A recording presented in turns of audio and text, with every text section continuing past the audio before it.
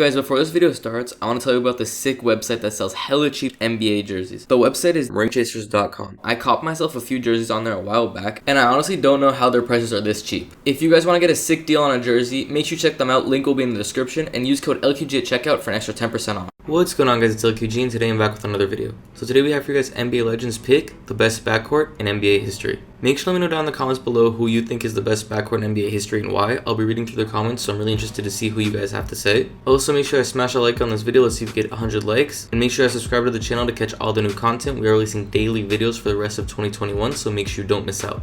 With that being said, let's get into NBA Legends pick the best backcourt in NBA history. Okay. Best backcourt you ever played against? Playing with Vernon Maxwell was great. I just thought that overall his personality was infectious on the court, and his Mad Max persona. Infectious, but you didn't catch it. Oh yeah, you caught it. You needed to catch it, because at times I think, you know, you need to play with a guy. Charles was probably that guy on his team. I could see that, who elevates everybody's intensity in terms of the anger for the other team. And Vernon Maxwell was just that guy. He's going to talk to you. He's going to talk to them. He's going to talk to the bench. I mean, he takes a shot and he tell the bench, catch me because I'm falling in. I mean, he was that guy that was in. And I actually saw, he was the only guy I saw that irritated Michael ever in his career. How about Reggie? He did that once or twice. Yeah, but Vernon told him twice. He's like, if you score again, the way you're scoring, I'm going to fight you. And I was like, what do you mean? I said, what? He said, no, he's disrespecting me. He's just scoring at me too easy. So Michael scored again, and he actually swung on him. Let's go to somebody who was not a guard. And Charles, best backcourt that you played with or played against? Probably Isaiah Thomas and Joe Dumars, best backcourt I played against. C-Web. I say Isaiah and Joe, or, you know, I played against Nate McMillan and Gary, and they were Gary Payton, and I remember them trapping our guards, and I remember, you know, the running jumps in Seattle, and I just remember defensively, every game it was just something for our guards, and so I really remember their intensity. We'll just go up the line here. Best backcourt I ever played with, not that I ever got into the games, it was my rookie year. I never played, but AJ, Jeff Hornacek, and Dan Marley were the three guards in rotation in Phoenix, and they were perfect together. They all did different things, but they were so good individually and together. They were fun to watch. Do you remember Vernon Maxwell talking to Michael? I think that was before I got to Chicago, but I remember when Vernon Maxwell ran into the stands and got suspended for about 10 games. So I'm sure there's a lot of Vernon Maxwell. So what I meant was that he was infectious, but you only want to catch a little bit of what he. Yeah, you only want to catch a little bit of Maxwell. You don't want, if you catch the Maxwell flu, it might get you out of the league. No question. How about it, Smitty? No, I got to give Mookie Blaylock the best backcourt partner I've ever had. Totally opposite than Vern. Didn't say much, went about his business. You know, a thief in the backcourt. And I think watching and playing against, it has to be a trio for me too, Steve, is Isaiah, Joe, but you got to throw Vinnie Johnson in there too. Because the way they were all interchangeable. You know, Joe could go over and move to the point guard spot, where Isaiah could come off screens, and you had Vinnie Johnson. So that was the best backcourt I played against or saw. Shaq. Best backcourt I've ever played with, as I said in my book, Shaq and Curry. In stores now. Best backcourt I played with was Penny Hardaway and Brian Shaw. Because Brian Shaw, you know, we had a play that was called a Shawshank Redemption Unstoppable Play, and Penny Hardaway was, you know, Shawshank Redemption. Then when I went to L.A., Shaw came, and my second favorite is B. Shaw and Kobe. We still have the same play, Shawshank Redemption. So, basically, the play, you like Bryant because he just threw you the ball. Threw that lob. Unstoppable. Throw the ball to your big man. Let Let him flirt. 28-15, baby. Backcourts you've been part of, played against. What do you think, Rich? The best player I played with would be Mark Jackson. It seemed like he had eyes in the back of his head, and all I had to do was really set my man up, and he got me the basketball. Against, to me, was Magic Johnson and Byron Scott. And the reason Byron Scott wasn't a huge name, but he was such a great shooter, and Magic at 6'9", point guard, and that the matchups going between both of those players, it was so difficult. because of their size, but I would say Magic and Byron Scott. And to me, the best I never said it would play against was Michael and whoever was in the backcourt. You know, as a big fella, a lot of the guards that I played with, the best ball handlers, I don't know if this is true for Shaq and Chuck, but a lot of the guards would come to me and be like, man, I got Mookie, but I got Muggsy Bogues tonight. And when Muggsy Bogues played, I would always have to come up and set picks. So, you know, 94 feet, he would start checking them. So I would actually take the ball out, get it to the guard so I could stay at that free throw line and set picks, and they hated. He's the toughest. I take that back. Muggsy Bogues is the toughest. He's the toughest on-ball defender I've ever. My guards always used to be like, man, come up and set a pick on him, you know what I mean, so I can get open, because he just fought. I thought it was two Muggsys on the court, because you dribble on this side and you turn back and he'd be there. Like, it's like two Muggsys. No, Muggsy, going on? No, if Muggsy was guarding you and you got the ball full court, you threw it to the other guy. Yeah.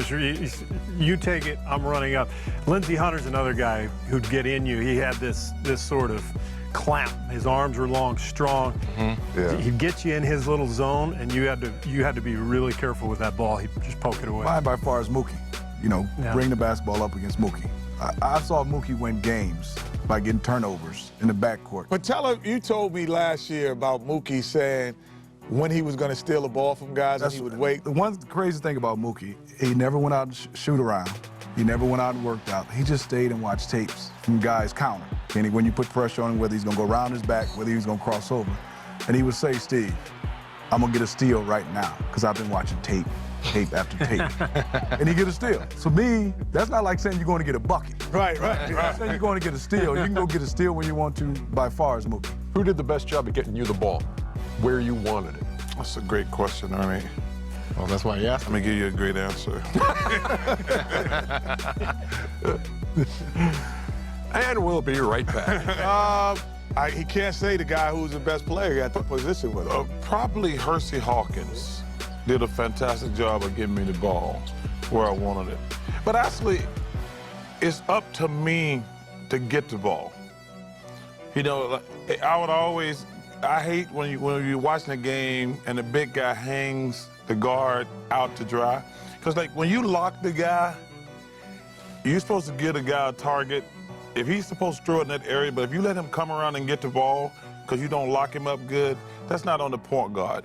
But Hersey Hawkins, he says, if I throw this ball, I said, dude, I got this guy. You throw the ball where I got my hand at. Describe you and Mike Bibby in Sacramento.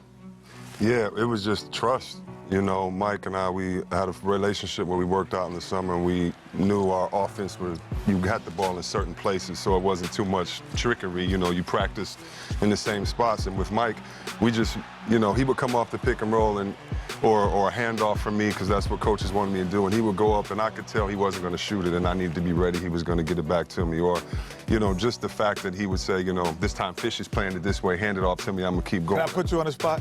Yeah. Jason Williams or Mike Bibby? I'd have to say Mike Bibby. Stop it. Only reason why Stop it. I want to know. Stop it. Because Here we go. I'm going to say this. To me, watching you, it was Jason Williams. Thank you. Because if it wasn't Jason Williams, there would be no Mike Bibby. First of all, that's 100% correct. Thank you. If it wasn't for Jay Will, it'd be no Mike Bibby. But the reason why I would say Mike Bibby is because when Mike Bibby came and played, he was a little bit more mature. When it was Jay Will, it was me, Jay Will, and Vlade there the first year ever of Sacramento being together. You know, forming this identity, and too much pressure on Jay Will, because Jay Will can play. And the stuff he did with Pat Riley and Shaq, he could do with us, but he would get criticized if this went out of bounds, or if, like you said, if the the receiver didn't catch the pass. So I think it was unfair for Jay Will to be in that position that young. I don't think he was ready for it necessarily. But Mike Bibby being more mature at that time. But Jay Will's the type of guy that'd be like, Webb, go up, you got to get this jumper. He'd be the guy pushing it, and you know, it was fun playing with him. I can't say that. Okay. But yeah. How many times you get hit in the nose with a pass from Jay Will? I'd probably say maybe once. Oh, that's all it took. Yeah, maybe, yeah. Funny story. The first day of practice, I came to practice, and I didn't want to be in Sacramento. I didn't want to, I had to go in the room, talk to Vlade and Jason. And Vladdy's like, I'm telling you, this kid Jason's pretty good. My brother called me, he's like, I'm telling you, Jason's good. Jason came down the fast break, you know Shaq did something where he bounces it and hit it with his elbow directly to Vladdy, hit Vladdy in the face, wide open. I was like, this is gonna be fun. So they will got the game, trust me. It's just, he came in very young, though. That's so, you knew about that. Was that in the book, Shaq Yes. Uncut? Chapter 9, page 172.